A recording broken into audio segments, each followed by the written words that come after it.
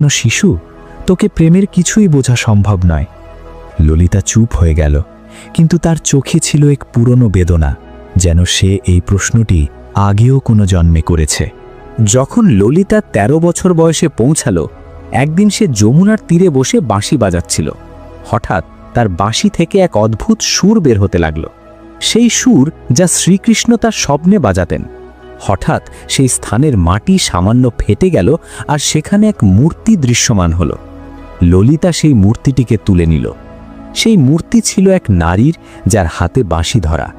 যখন ললিতা সেই মূর্তিটিকে হাতে নিল, সেই মূর্তি থেকে এক দিব্য কণ্ঠ বের হল, তুমি ফিরে এসেছো রাধে। ললিতা চমকে উঠল। এই মূর্তি কে এবং কেন তাকে রাধে বলে ডাকা হচ্ছে? তাহলে চলুন এখন জানি এই কাহিনীর আরও একটি অধ্যায়, যা আরও বেশি রোমাঞ্চকর এবং রহস্যময়। সেই দিনের পর থেকে ললিতার আচরণ বদলে গেল। সে এখন গভীরভাবে চিন্তা করতে শুরু করল। সে জানতে চায় সে কে, তার জন্ম কেন হয়েছে, কেন সে প্রেম এবং কৃষ্ণের মতো শব্দগুলো এতটা আকর্ষণ বোধ করে। ঠিক সেই সময় এক সাধু, যিনি বহু বছর হিমালয়ে তপস্যা করে বর্ষানায় ফিরে আসছিলেন, তিনি ললিতাকে দেখলেন এবং স্তম্ভিত হয়ে গেলেন।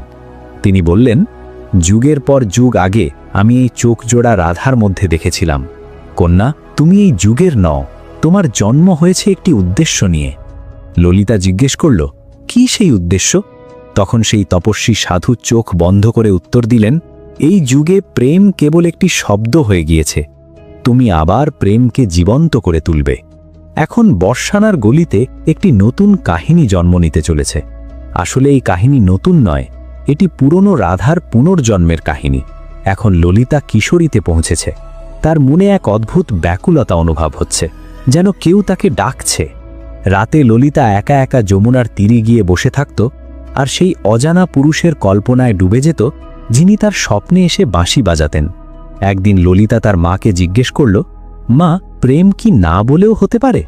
তখন তার মা বললেন, সত্যিকারের প্রেম তো সেটাই যা কিছু না বলেও হয়ে যায়।